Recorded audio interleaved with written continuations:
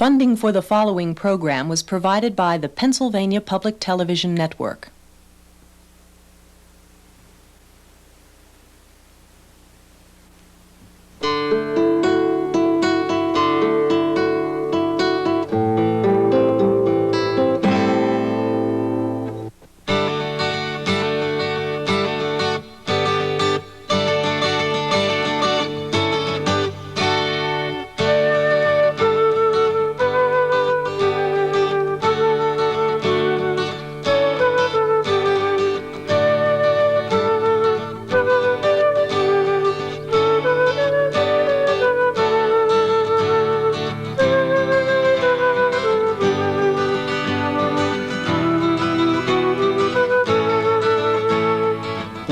Pennsylvania is called the Keystone State. Although it may not be obvious why it's called that today, it's easy to understand when we look back to earlier times. Over the long haul, Pennsylvania has played a key role in making America what it is today. Thank you. I'm Peirce Lewis. I'd like you to join me on a Pennsylvania journey. It's a journey through geographic space, but it's also a journey through historic time. Above all, it's a journey through the ordinary landscapes that ordinary Pennsylvanians have made for themselves and have lived in. To a geographer like me, there's a fine story in that landscape. It's the story of a state which, more than any other in the Union, has stamped the whole country with its own special personality.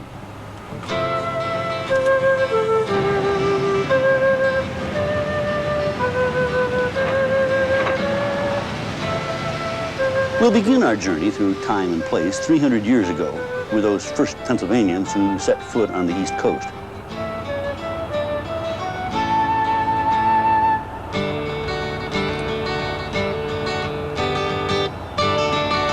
Most of the time, there was nothing very dramatic about what happened, just the slow process of people learning how to build an American landscape that would work, and then carrying those ideas west and spreading them across the continent. Ideas about how to design a brand new town, how to farm new land and make it pay, how to move goods and people from one place to another in a huge country, how to organize a large-scale business enterprise, and, above all, how to deal with people from all over the world, people with different backgrounds, different languages, and different gods. We'll start, as Pennsylvania stories commonly start, in 1682, in Philadelphia with William Penn, a man of remarkable talents, but also a man with a remarkable store of geographic good luck. William Penn was a talented businessman. In fact, he was one of America's first real entrepreneurs. Quite naturally, he wanted his colony to pay for itself. And to make sure that it did, he actually advertised for people to come and buy land in Pennsylvania. Penn was also a Quaker, and that meant he believed in tolerance. Anybody was welcome in Pennsylvania, regardless of religion, or politics, or language, or skin color. Penn's main requirements were that the immigrants be willing to work hard, obey the laws, and pay for their land. This kind of tolerance was a very rare commodity in Penn's day, and it made Pennsylvania a uniquely attractive place for Europeans who just wanted to be left alone and given the chance to make a better life for themselves and for their children. For most of the immigrants, the port of entry was Philadelphia. The town was a moneymaker from the very beginning, enormously admired by Europeans and by Americans. In the course of time, it became a major center of commerce and industry, the most successful town in British North America. But tolerance and goodwill aren't enough to make a city succeed. Philadelphia was a commercial success, in large part because of its outstanding geographical location. The Delaware River isn't just an ordinary river. At its mouth, it's many miles across. In fact, it's an arm of the Atlantic Ocean. And Philadelphia is located at the exact point on an elbow of the river where the ocean extends farthest inland. So, for a large, fertile chunk of the eastern United States, Philadelphia is the closest deep-water port. It wasn't just a good location. It was the best location along much of the eastern seaboard. Now, there was another reason that Philadelphia became famous, and that was Penn's decision to lay out the city in advance of settlement, and to do it in an orderly fashion.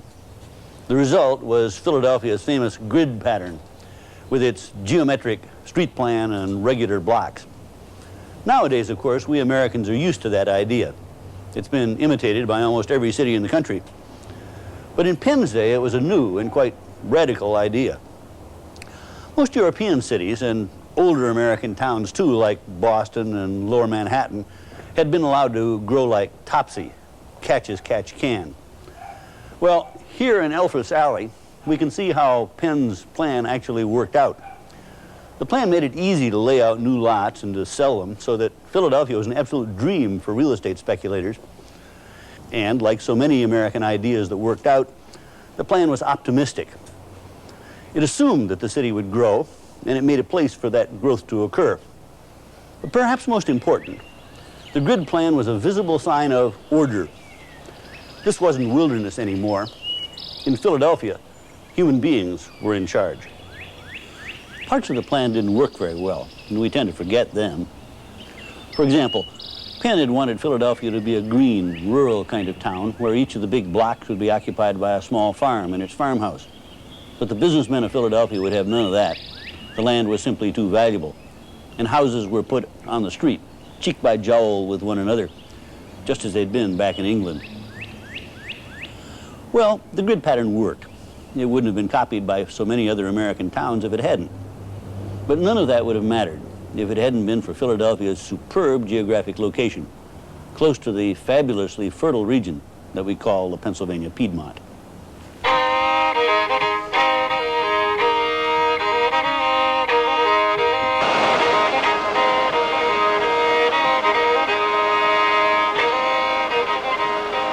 In the very beginning, this beautiful, fat land was an extremely prosperous area, and its reputation quickly spread all over northwestern Europe. The first migrants to rural Pennsylvania were Englishmen, Penn's neighbors. But as the news of the land spread throughout the British Isles, Scotsmen, Welshmen, and Scots-Irish from Northern Ireland began to pack up their families and their worldly goods to make the long voyage across the Atlantic. And starting about 1730, something entirely new began to happen. For the first time in British North America, people who didn't speak English began to arrive. They were Germans and Swiss from the upper Rhine Valley, mainly people who were looking for a place to practice their religious beliefs without persecution. By the time of the American Revolution, about 1/3 of the population of Pennsylvania was German-speaking. Nearly all of the immigrants were farmers who brought with them the frugal agricultural practices they had learned in Europe. Those habits of good husbandry resulted in continually high yields. Even today, southeastern Pennsylvania contains some of America's most productive agricultural country. The settlers brought architectural habits with them too, but they were selective about what they brought. The houses were a full 2 stories high with windows and doors symmetrically arranged, many of them built in the Georgian style that was popular at the time back in England. On the other hand, the barns were traditional German things with overhanging projections called 4 bays that became a kind of Pennsylvania trademark. Those barns were huge. They were more like cathedrals than like storage sheds. They were symbols of the prosperity and success of the European migrant, who wasn't a peasant anymore, but was well on his way to becoming a businessman, the American farmer. Later on, when those American farmers crossed the Appalachians into the Midwest, they took that tradition of huge barns with them, but they left the 4-bay behind.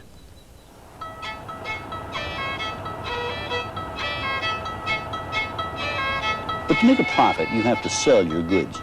And you can't do that unless you have a market to sell them in. Even before the Revolution, a dense network of roads connecting farmland to market towns began to appear in the Pennsylvania Piedmont. Perhaps the most prosperous and certainly one of the best preserved of those agricultural market towns is the old city of Lancaster. We're so familiar with places like Lancaster that we tend to forget why they're extraordinary. And Lancaster is an extraordinary town, one of the first in America to divorce itself from water transportation and to depend instead on roads. In effect, it's the first important inland city in America.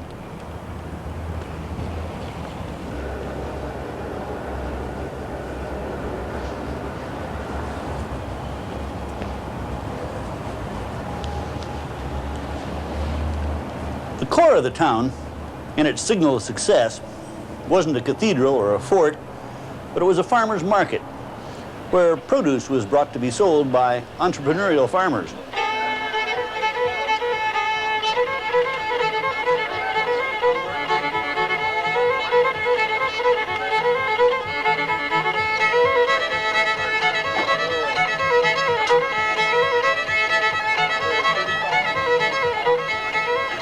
Lancaster's farmers' markets are still famous because they reflect the richness of the surrounding Piedmont countryside. Many of the farms continue to be worked by the Pennsylvania Dutch, who still practice their old religious and cultural ways. The Lancaster Farmers Market is a splendid place to see the people and the products of traditional agricultural Pennsylvania.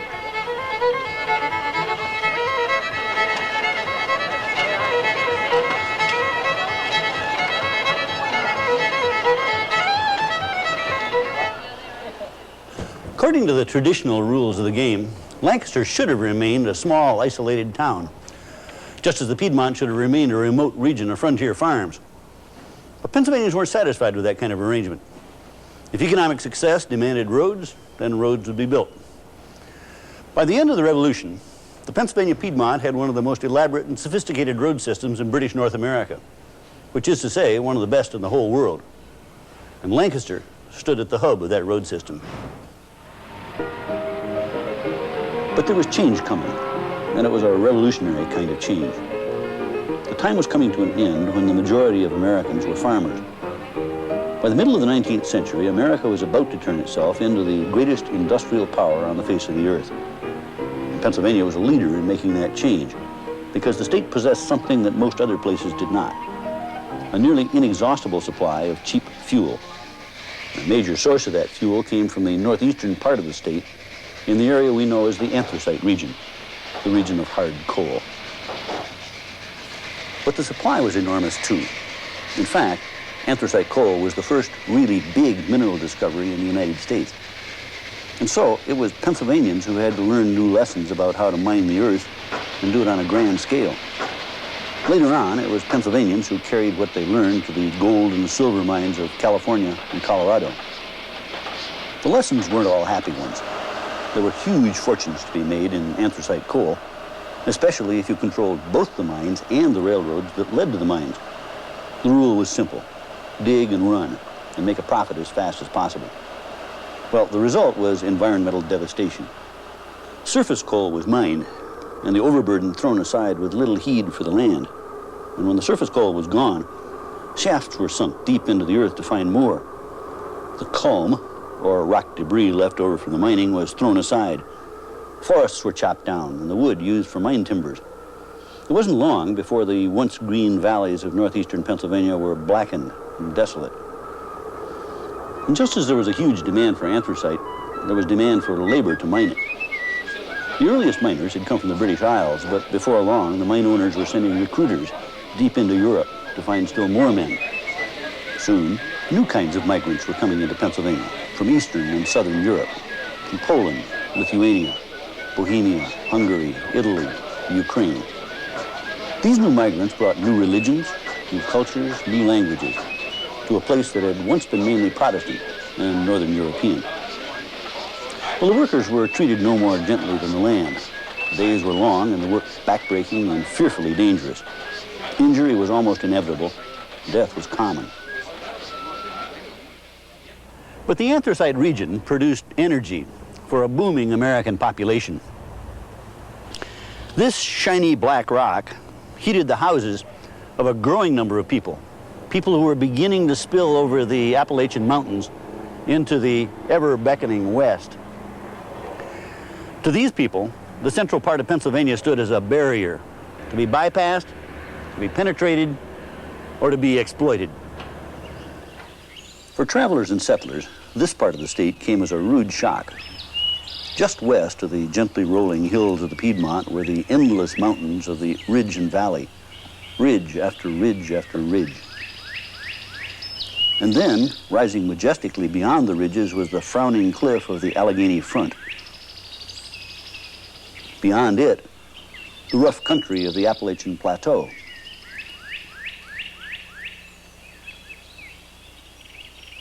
Some exploited it for whatever riches were available. Oil was discovered by Edwin Drake in 1859 near Titusville. Soon, the northwestern part of the state was flooded with prospectors. Some struck it rich. Many more did not. Lumber, too, was in great demand, both in the coal mines of Pennsylvania and the wooden cities of the West. The mountainous woodlands of northern Pennsylvania were stripped and plundered in just a few decades. It was the time of the boom town, when villages became cities almost overnight and then disappeared just as quickly. But mostly, people saw the middle of Pennsylvania as a region to be crossed as quickly as possible. In the very early days, this could only be done uncomfortably on primitive roads. But by the 1820s, a canal system had been started. By 1840, it was possible to travel from Philadelphia to Pittsburgh on the Portage Railroad system, an amazing and ingenious combination of canal, rail, and river. It was a complex and innovative way to move people and goods. But when the mainline railroad came along some 20 years later, it instantly put the canal out of business. The trains ran all year round, they didn't freeze in winter, and they weren't in constant need of repair. But there was still the problem of the Allegheny Front, that 1,500-foot ridge that barred east-west travel across Pennsylvania.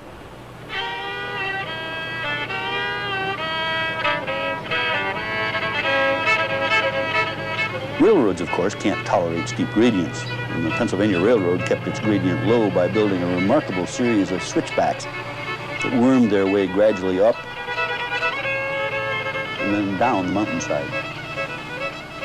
The most famous of these is the Horseshoe Curve, where the main line of the railroad literally doubles back on itself in a spectacular loop. It was a technological wonder, but it shows the lengths that Pennsylvanians were willing to go to in order to conquer those mountains and to hitch the eastern and western parts of the state together.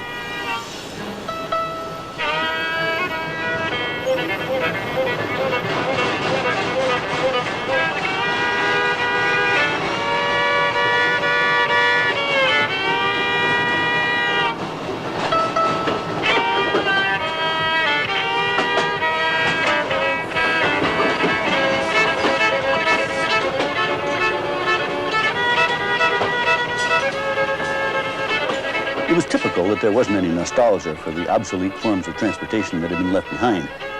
When the railroad was built to replace the canal, it was literally built on top of the canal. So it was in the early part of the 20th century, when the automobile began to compete seriously with the railroads. Most of the railroad lines were simply allowed to go slowly out of business.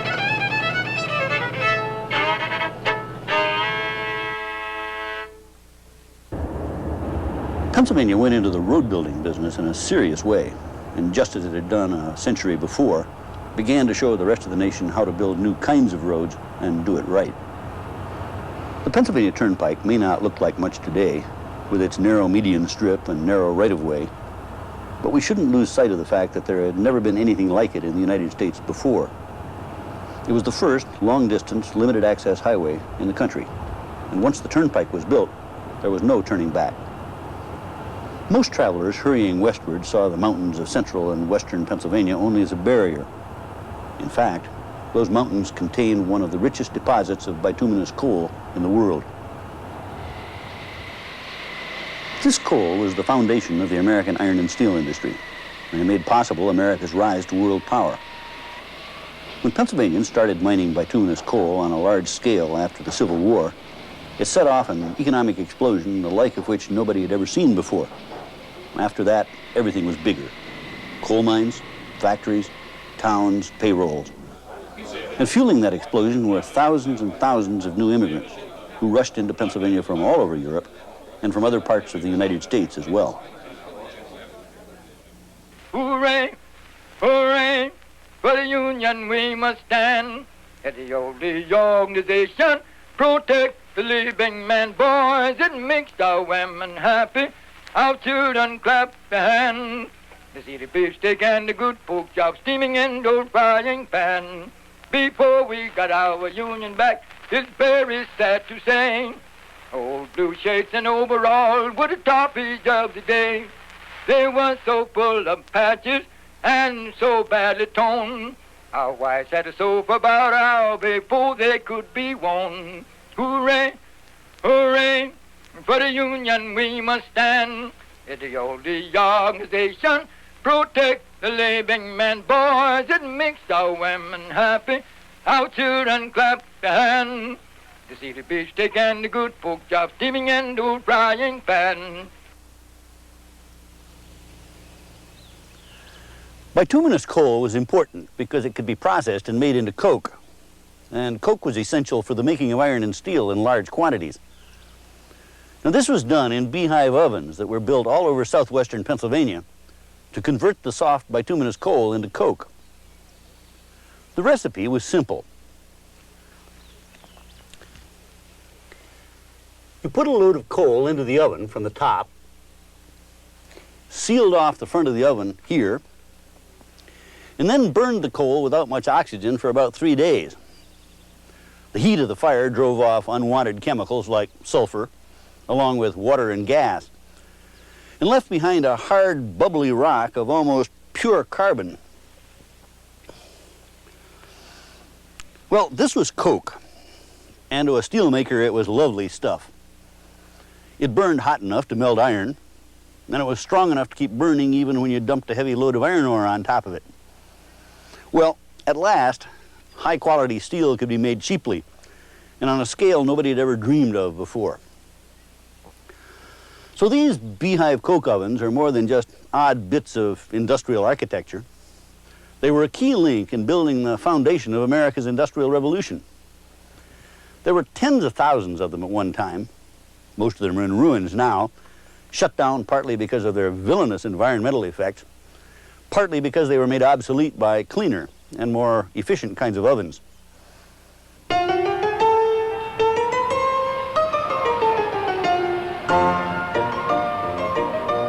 One last invention put it all together. It wasn't a mechanical invention this time, but the invention of a corporate structure that put coal and coke and railroads and steelmaking all under one gigantic financial umbrella. When that happened, the American steel industry simply exploded in size. And when that happened, the city of Pittsburgh exploded too.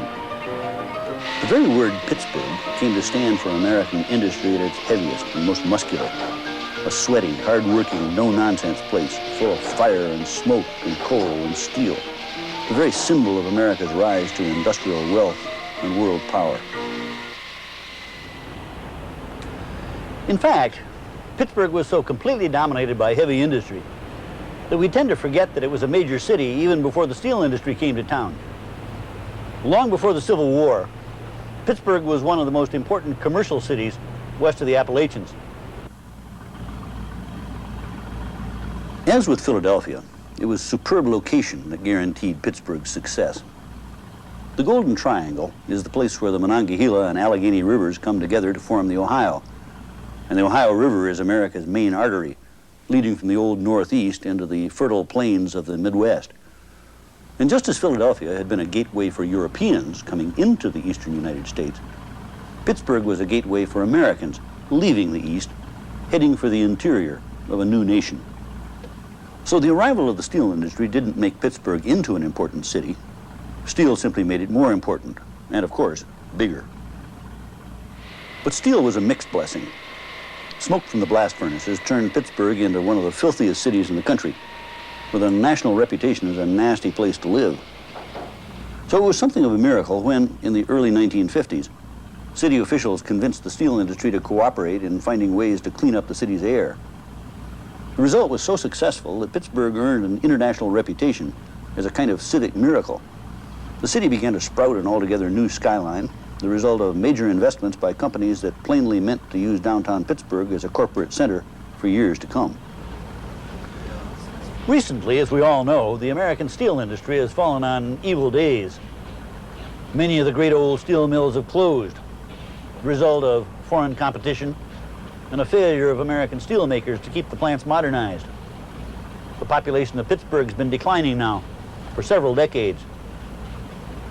But the rise of those downtown skyscrapers makes it obvious that Pittsburgh is more than just a tired old industrial city. It's always been a major commercial and cultural center and Pennsylvania's main window on the West.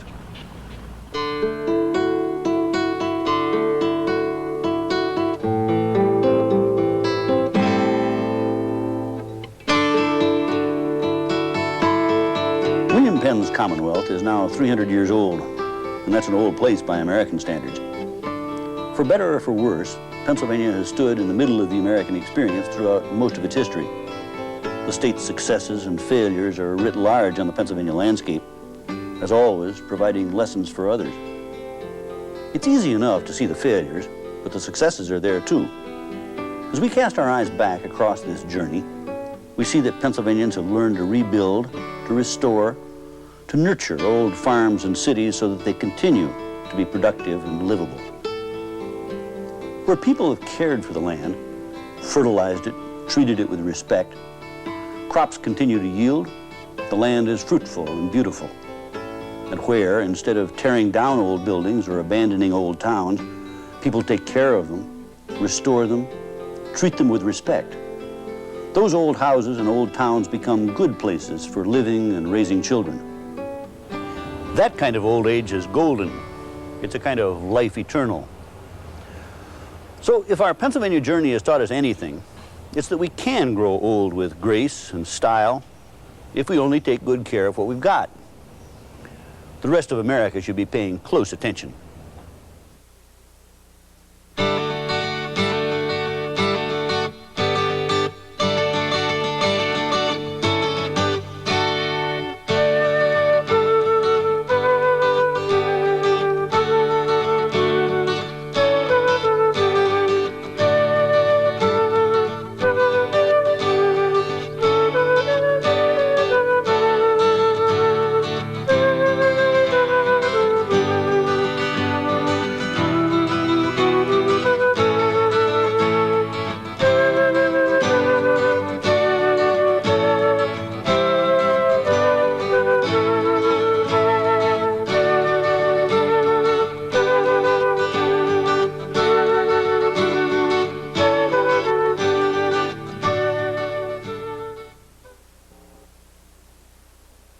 Funding for Pennsylvania Journey was provided by the Pennsylvania Public Television Network.